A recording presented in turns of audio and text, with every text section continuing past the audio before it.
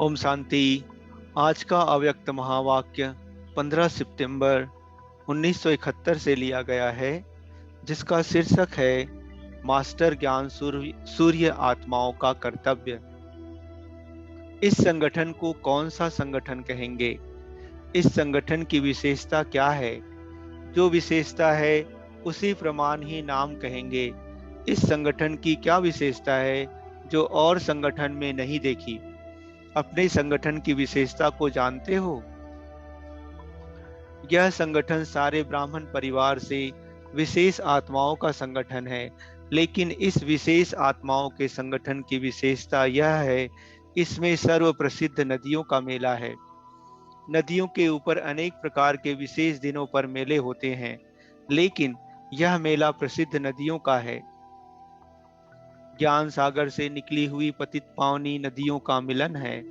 अपने को पतित पावनी समझती हो?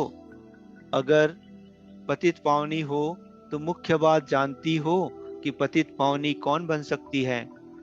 पतित पावनी बनने के लिए मुख्य कौन सी बात स्मृति में रखो जिससे कैसा भी पतित पावन बन जाए?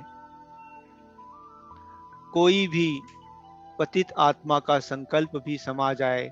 इसके लिए मुख्य बात यही सदा बुद्धि में रहनी चाहिए कि मैं सर्व आत्माओं के पतित संकल्पों व वृत्तियों व दृष्टि को भस्म करने वाली मास्टर ज्ञान सूर्य हूँ।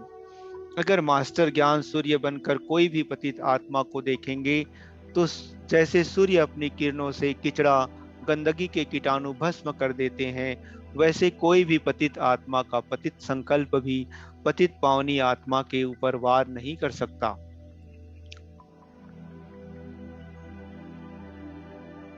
और ही पतित आत्माएं आप पतित पावनियों के ऊपर बलिहार जाएंगी। अगर कोई भी पतित आत्मा का पतित पावनी के प्रति प्रति पतित संकल्प भी उत्पन्न होता है तो क्या समझना चाहिए कि माइक बनी हो, माइट हाउस नहीं बनी हो। इसलिए जैसे माइक का आवाज बहुत मीठा भी लगता है और माइक अर्थात आवाज कंठरस की प्राप्ति कराता है, लेकिन माइट हाउस स्थिति मन रस का अनुभव कराती है। अगर एक बार भी इंद्रियों का रस अनुभव करते हैं तो यह इंद्रियों का रस अनेक अल्पकाल के रस तरफ आकर्षित कर देता है। कोई भी पतित आत्मा का किसी भी इंद्रियों के रस अर्थात विनाशी रस के तरफ आकर्षण ना हो, आते ही अलौकिक अतीन्द्रिय सुख व मन रस का अनुभव करे, इसके लिए पहले पतित पावनियों की मन मनाभव की स्थिति होनी चाहिए। अगर स्वयं कोई भी देह अभिमान व देह की दुनिया अर्थात पुरानी दुनिया के कोई भी वस्तु के रस में जरा भी फंसे हुए होंगे तो वह अन्य को मनरस का अनुभव कैसे करा सकेंगे? कलयुगी स्थूल वस्तुओं की रचना व मन का लगाव मिट भी गया है, लेकिन इसके बाद फिर कौन सी स्टेज से पार होना है वह जानती हो? लोहे की जंजीरें, मोटी मोटी जंजीरें तो तोड़ चुकी हो, लेकिन बहुत महीन धागे कहाँ कहाँ बंधन मुक्त नहीं बना सकते। वह महीन धागे कौन से हैं यह परखना भी बड़ी बात नहीं। इस ग्रुप के लिए जानती भी हो, चाहती भी हो, फिर बाकी क्या रह जाता है? सभी में महीन से महीन धागा कौन सा है जो ज्ञानी बनने के बाद नया बंधन शुरू होता है? हर एक ने सुनाया। बाबा कहते, यह सभी नोट करना, यह नोट काम में आएंगे। और भी कुछ है। इस ग्रुप में गंगा यमुना इकट्ठी हो गई हैं। यह विशेषता है ना, सरस्वती तो गुप्त होती है। इसका भी बड़ा गुह्य रहस्य है कि गंगा कौन और यमुना कौन है। पहले यह तो बताओ कि सभी से महीन धागा कौन सा है, फिर इससे आप ही समझ जाएंगे गंगा कौन, यमुना कौन। सभी से महीन और बड़ा सुंदरता का धागा एक शब्द में कहेंगे तो मैं शब्द ही है। मैं शब्द देह अभिमान से पार ले जाने वाला है और मैं शब्द ही देही अभिमानी से देह अभिमान में ले आने वाला भी है। मैं शरीर नहीं हूँ, इससे पार जाने का अभ्यास तो करते रहते हो, लेकिन यही मैं शब्द की मैं फलानी हूँ, मैं सभी कुछ जानती हूँ, मैं किस बात में कम हूँ, मैं सब कुछ कर सकती हूँ, मैं यह करती हूँ और कर सकती हूँ, मैं जो हूँ, जैसी हूँ, वह मैं जानती हूँ, मैं कैसे सहन करती हूँ, कैसे समस्याओं का सामना करती हूँ, कैसे मर कर मैं चलती हूँ, कैसे त्याग कर चल रही हूँ, मैं यह जानती हूँ। ऐसे मैं की लिस्ट सुलटे के बजाय उल्टे रूप में महीन सुंदरता का धागा बन जाता है। यह सभी से बड़ा महीन धागा है। न्यारा बनने के बजाय, बाप का प्यारा बनाने के बजाय, कोई न कोई आत्मा का व कोई वस्तु का प्यारा बना देता है। चाहे मान का प्यारा, चाहे नाम का प्यारा, चाहे शान का प्यारा, चाहे कोई विशेष आत्माओं का प्यारा बना लेता है। तो इस धागे को तोड़ने के लिए व इस धागे से बंधन मुक्त बनने के लिए क्या करना पड़े, ट्रांसफर कैसे हो? जिम्मेवारी ताजधारी ग्रुप को ही मंगाया है ना। जिम्मेवारी के लक्ष्य को धारण करने वाला ग्रुप तो हो ही, बाकी क्या चाहिए? निरअहंकारी हो, निराकारी हो। अगर निराकारी स्थिति में स्थित होकर निरअहंकारी बनो तो निर्विकारी ऑटोमेटिकली हो जाएंगे। निरअहंकारी बनते जरूर हो, लेकिन निराकारी होकर निरअहंकारी नहीं बनते हो। युक्तियों से अपने को अल्प समय के लिए निरअहंकारी बनाते हो, लेकिन निरंतर निराकारी स्थिति में स्थित होकर साकार में आकर यह कार्य कर रहा हूँ, यह स्मृति व अभ्यास नेचुरल व नेचर ना बनने के कारण निरंतर निरअहंकारी स्थिति में स्थित नहीं हो पाते हैं। जैसे कोई कहाँ से आता है, कोई कहाँ से आता है, उसको सदा यह स्मृति रहती है कि मैं यहाँ से आया हूँ। ऐसे यह स्मृति सदैव रहे कि मैं निराकार से साकार में आकर यह कार्य कर रही हूँ। बीच बीच में हर कर्म करते हुए इस स्थिति का अभ्यास करते रहो, तो निराकार हो साकार में आने से निरअहंकारी और निर्विकारी जरूर बन जाएंगे। यह अभ्यास अल्पकाल के लिए करते भी हो, लेकिन अब इसी को सदा काल में ट्रांसफर करो। यूं वैरागी भी बने हो, वैराग्य वृत्ति है, लेकिन सदा काल के लिए और बेहद के वैरागी बनो। नहीं तो कोई हद की वस्तु वैराग्य वृत्ति से हटाने के लिए निमित्त बन जाती है। योग युक्त भी हो, लेकिन योग युक्त की निशानी प्रैक्टिकल कर्म में दिखाओ। आपका हर कर्म, हर बोल किसी भी आत्मा को भोगी से योगी बनाए। हर संकल्प, हर कर्म युक्ति युक्त, राज युक्त, रहस्य युक्त हो। इसको कहा जाता है प्रैक्टिकल योग युक्त। अपने संकल्प व बोल में, कर्म में अगर यह तीन बातें नहीं तो व्यर्थ है।